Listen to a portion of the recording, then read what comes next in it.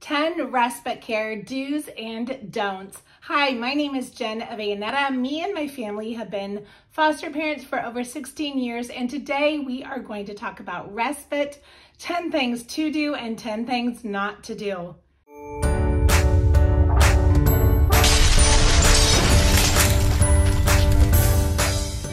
Before we get started, make sure to subscribe below and like this video, and make sure to comment if you have any questions along the way or anything you want to share or to add. Also, be sure to stay until the end for my final thoughts. The first foster care respite do is this. It is to connect with the current placement of that child before the respite even starts. And in the past, what we have done is we've shared photos of our family. We have met ahead of time to get to know the respite, the placement that will come into our home so that they're more comfortable. This foster parent who currently has the child that you will do respite for is extremely vital. They know the most about that child, most likely. So they are going to be a vital resource to you. And the sooner you get to connect with them, or at least shoot them a text or have a phone call with them, the easier and most likely you will have a successful respite placement. And the first don't of respite care is this: to not connect with the foster parents at all, to have the social worker connect you and share phone numbers and addresses, and for you to have no contact with that foster parent. That may mean a more difficult placement when the child comes. It may mean that the foster parent maybe isn't getting to share all the information that's necessary about that child. That likely means that that foster parent is not connecting with the placement that's already in their home. And so they may not have been adequately prepared as they come into your home for respite. So the best thing you could do is to connect with that foster parent ahead of time prior to respite. The second do is this: to find out what that child loves. What are their preferences? Are there food allergies? Are there things that maybe will trigger this child? Who is this child? What do they love? What do they like? What do they not like? That will help you to have a successful respite placement. And the second don't of respite care is to just pretend that this child has no preferences, that there are things that they maybe do or don't like, but really just to act like you don't care. To not treat this child like an individual child with their own stories, their own history, their own past, their own traumas. That respite placement will be a lot more efficient. It will be happier if you get to know the child in the first place. And so number two don't is to act like that child will not have preferences when they come to your home. Number three respite care do is this: to accommodate the specific needs of the child that's coming into your home. And so what that means, if you have a child coming into your home with a diagnosis of ADHD or OCD or opposition defiant disorder, it is crucial that you get to know that child and you accommodate your home to meet the needs of that child. If a child's coming to your home and they need quiet, to make sure that they are coming at a time where you can have a quiet and a calm house. On the other end, if you have a child that is highly active and they love to run outside and they are very sensory seeking, it is important and it would really benefit your respite placement if you make sure to have planned activities to accommodate the extra needs of that child where they can thrive and have fun and just be who they are. Number three respite care don't is to don't assume that you won't need to accommodate the needs of a child. Don't assume that that child will just seamlessly fit into whatever your family is doing. If you have scheduled appointments every day at 4, don't assume that that child will naturally jump in your car and sit in the car for an hour and wait with you along with your other children as one of your family members has an appointment. Assume that that child will have extra needs and you want to accommodate those needs if you are going to have the best respite placement ever. The fourth respite care do is to make sure to wrap around that child. Have that child be the center of your home. If they're there only 3 days, you can kind of orchestrate your life and your schedule around that child. If that child has an appointment or therapy or a visit, it is so important that that child's life looks like it did when it was in its original foster home. You want as much a consistency and familiarity as you can get for that respite placement. And so a foster care respite due is to accommodate and to wrap around and make the child the focus during the time that he or she is in your home. Number 4, respite care don't assume that a foster child will assimilate to your family. Don't be in the middle of planning a wedding or a baby shower or big events and assume that that child is just going to go along because they're only a visitor for just a few days. Assume that that child will have extra needs. They will need to be the priority. That is the best for the child, to be the center of your home while they are there. Respite care do. Number 5 is this. Do plan on loving and treating that respite placement just like it were one of your biological or adopted children. Do not treat that child different. I taught preschool many, many years ago, and when I began, there was a lady who was really the one who ran the school. And what she told me at the beginning is she said that you will have favorites in that preschool class. But she said, don't let me be able to pick out which ones are your favorite. And what she was saying is that to treat every single child the same so that you are dispersing equal love and affection and time and concern and care to each of the children in your home. And as you can guess, the 5th foster parent don't is to treat a child different because they are respite, because they are temporary, because there are no long-term maybe benefits such as adoption or something else coming down the road that would benefit you. Respite placements don't need to sit and watch TV the whole time they're in your home. They don't need to be scooted aside while you run around with your family and do what your normal life does. They need to feel special, especially when they are in respite care, because they've already experienced 2 losses. The loss of being with their biological family and the loss of being with their foster parents or their foster family. And so you need to really make sure they feel special, they feel loved, and to not treat them any different than the children already in your home. Respite care do number 6 is this: to be intentional about being with the child that is in your home. We don't know often what the circumstances are when respite placements come to our home. We don't know if the foster family is on burnout, if they have other kids that are high needs, if they are having marriage troubles or financial troubles. And so when a child comes into our home, they often need and really deserve extra time and attention. And so what does that look like to you when a child comes? It depends on their age. Is that getting on the floor and playing with little toys with them, rolling a ball back and forth, doing a big, huge wood floor puzzle with them? Is that reading stories with them each night while they're in your home? Is that going outside and shooting some hoops with the child?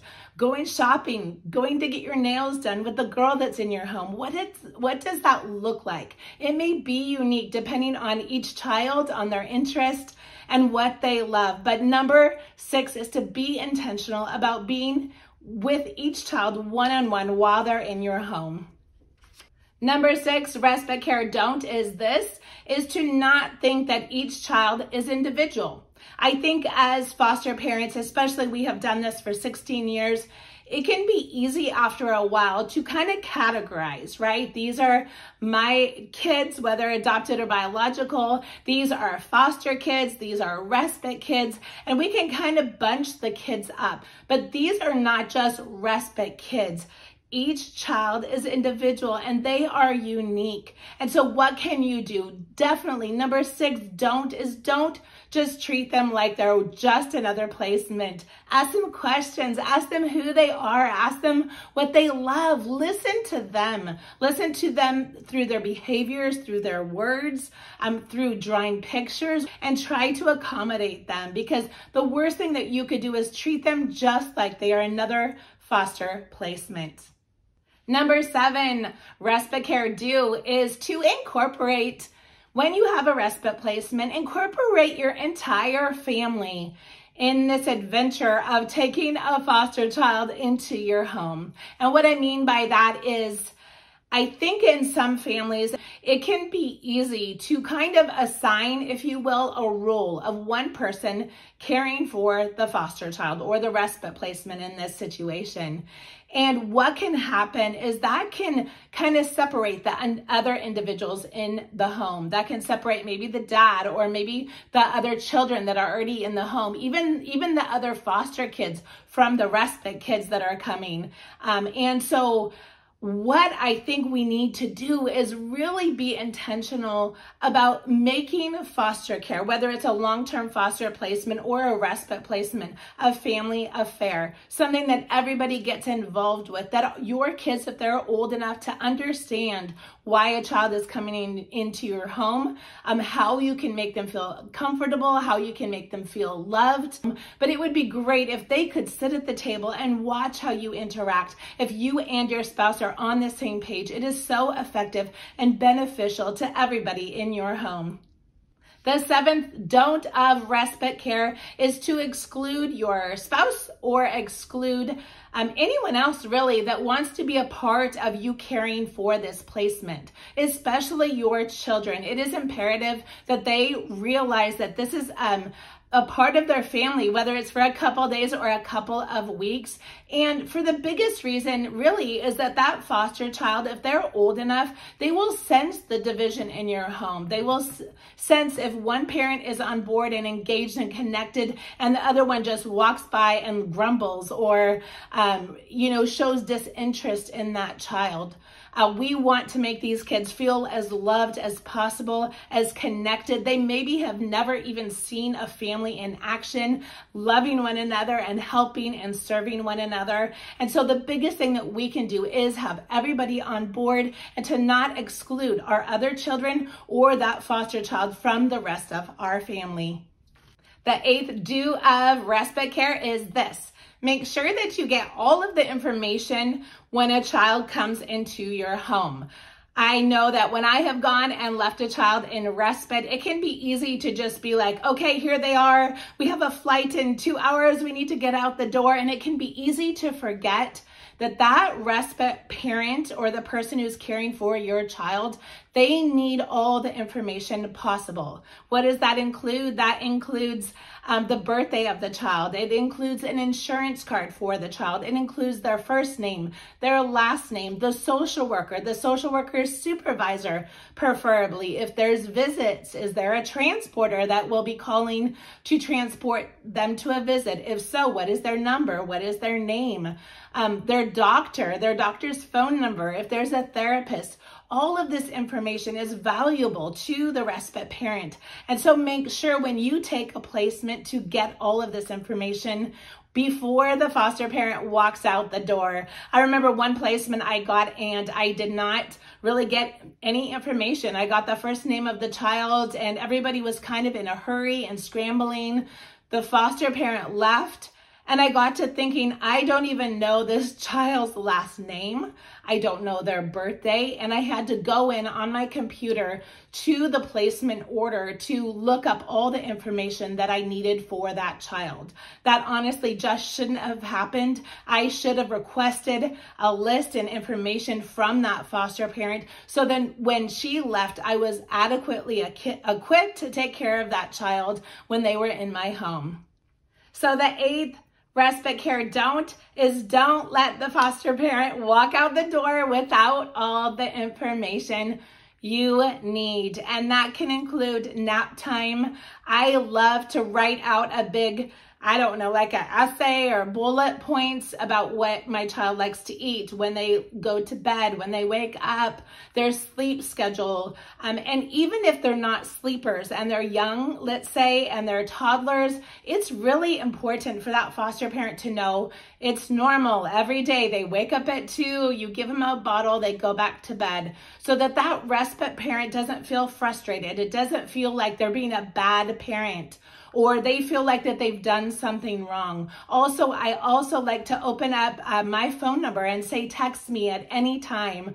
One of the respite workers that are now just a really good friend of mine, she was so great because when we would go on vacation or out of the country, she would send us pictures of our foster placement, laughing and playing and enjoying herself, and that brought so much joy. And so I encourage you, there is not too much information that you can share either as a foster parent or as a respite worker. And the ninth do of respite care is to make sure that you have the placement order for that respite in hand, either through an email, through a notebook or something that someone gives you, so that you know for sure the days the respite child is coming to your home and the days they are leaving. Because what I have found is sometimes you may have a child for respite, and what will happen is the foster parent may say, we missed the plane and we can't come back in time, or we're going to bring the child a day earlier or a day later.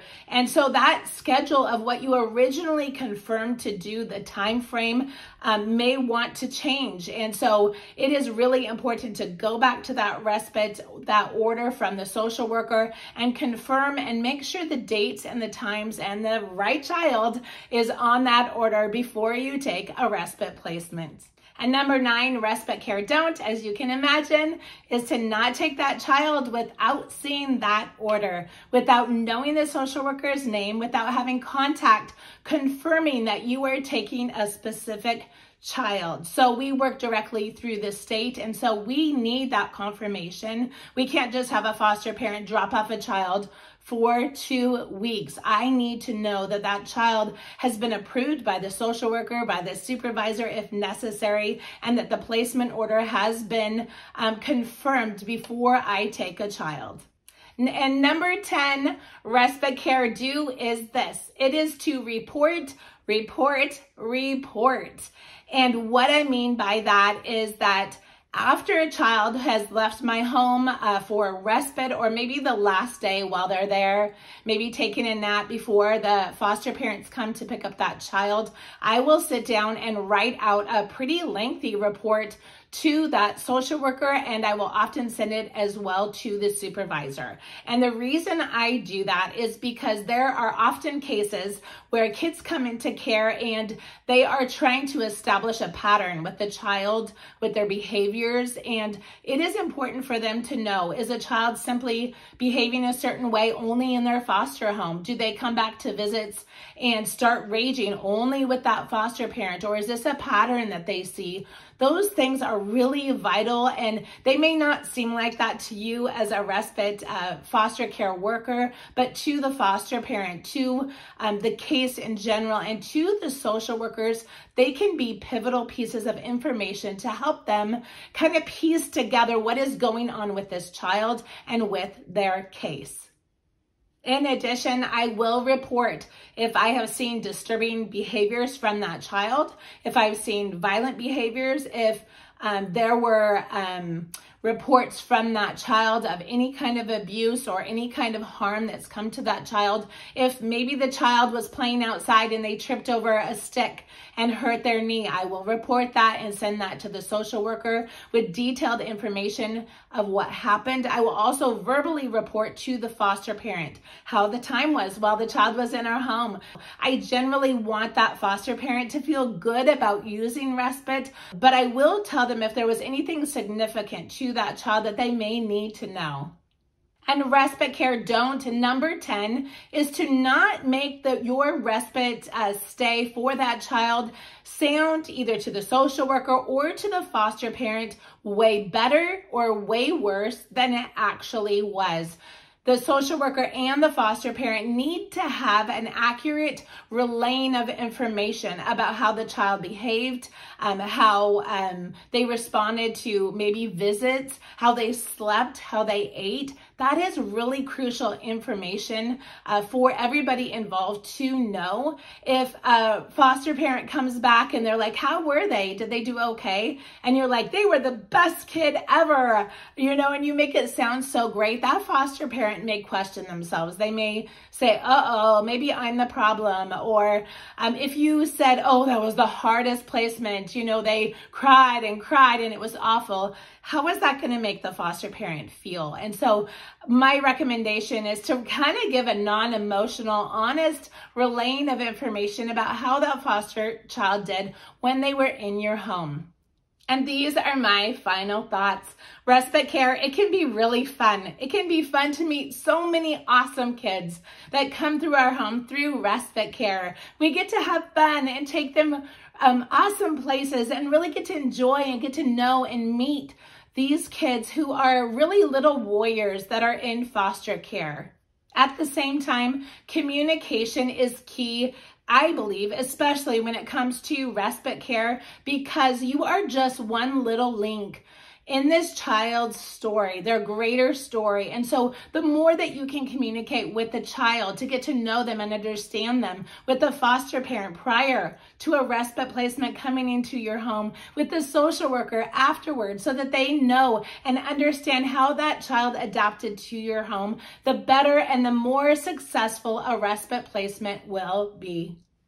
Thank you so much for watching, and as always, go out, live bold, be brave, and we will see you next time.